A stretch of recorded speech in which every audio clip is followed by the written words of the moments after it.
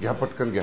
Sir, Lok Sabha निवडणुकीच्या पार्श्वभूमीवर सर्वच पक्ष आपल्या ताकद ही आजमावू पाहत आहेत, मात्र आपण पाहतोय की भाजप हा मोठा पक्ष तर शिवसेना आणि राष्ट्रवादी यांच्या वाट्याला कमी जागा येताना मिळत आहेत। मुंबईत ज्या ठिकाणी शिवसेनेची ताकद आहे त्याच ठिकाणी मुंबईत एकच जागा सोडणार का असा देखील प्रश्न उपस्थित होत आहे शिवसेनेला। जाहीर झालं जागा वाटप?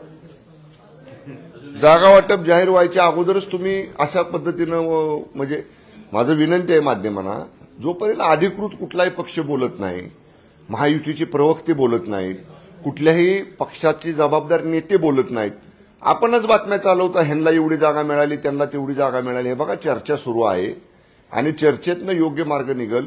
काल माननीय उपमुख्यमंत्री फडणवीस साहेबांनी सांगितले आम्ही सगळ्यांचा योग्य सन्मान ठेवू, जोपर्यंत अंतिम जागा वाटप होत नाही तोपर्यंत याच्यावर कुणीही भाष्य करणं मला योग्य वाटत नाही। त्यामुळे आम्ही आमची भूमिका महायुतीचे जे काही प्रमुख नेते त्यांच्यापुढे मांडलेले, एकदा जागा वाटपावर शिक्कामोर्तब होऊ द्यात, मग त्याच्यावर आपण बोलू। शिवसेनेचे ज्येष्ठ नेते रामदास कदम यांनी भाजपवरती टीका केल्याचं पाहायला मिळत आहे। ते अप्रत्यक्ष म्हटलेले आहेत की ज्या पद्धतीत त्यांच्या मुलाच्या मतदारसंघात रवींद्र चव्हाण यांच्याकडनं हस्तक्षेप होत आहे, केसाने गळा कापू नका, विश्वासघात करू नका असं देखील ते म्हणतात। मी माननीय रामदासभाई काय बोलले ऐकलेलं नाही किंवा पाहिलेलं सुद्धा नाही। काल दिवसभर माननीय मुख्यमंत्री महोदयांच्या बरोबर मी ठाणे जिल्ह्याच्या विविध कार्यक्रमांमध्ये होतो। मी योगेश कदम साहेब माझे चांगले मित्र आहेत, विधिमंडळातले आमचे सहकारी आहेत, मी त्यांच्याशी बोलतो, नेमकी काय अडचण त्यांच्या मतदारसंघामध्ये आहे ती समजावून घेतो आणि समजा काही गैरसमज झाले असतील त्यांच्यामध्ये आणि माननीय मंत्री महोदय चव्हाण साहेबांच्यामध्ये तर जरूर त्यातनं चर्चा करून योग्य मार्ग काढला जाईल। शिवसेना किती जागांसाठी आग्रही आहे? शिवसेनेने पहिल्यांदा भूमिका स्पष्ट केली होती, तीच आजही आहे। जेवढ्या जागा 2019च्या लोकसभा निवडणुकीमध्ये शिवसेना पक्षावरती धनुष्यबाण चिन्हावरती आम्ही लढलो होतो तेवढ्या जागांसाठी आजही आम्ही आग्रही आहे। मुख्यमंत्री आणि उपमुख्यमंत्री उद्या दिल्लीला जाणार आहेत का सीट शेअरिंगच्या संदर्भात? मला याची कल्पना नाही।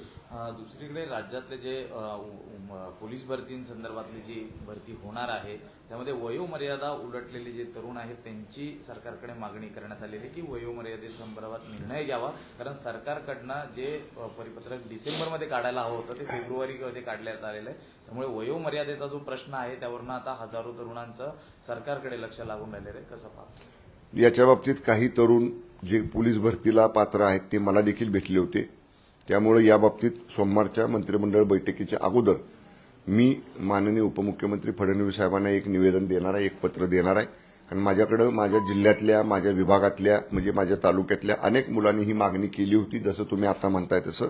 अंतिमतः याचा निर्णय माननीय उपमुख्यमंत्री आणि गृहमंत्री फडणवीस साहेब घेणार आहेत। सोमवारी या बाबतीतलं जे निवेदन मला मुलांनी दिलेले ते आणि त्याच्यावरती माझं एक पत्र मी माननीय फडणवीस साहेबांना देणार आहे।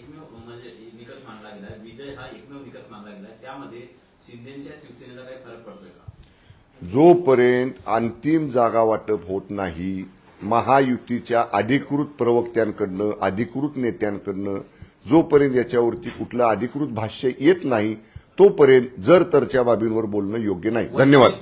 धन्यवाद।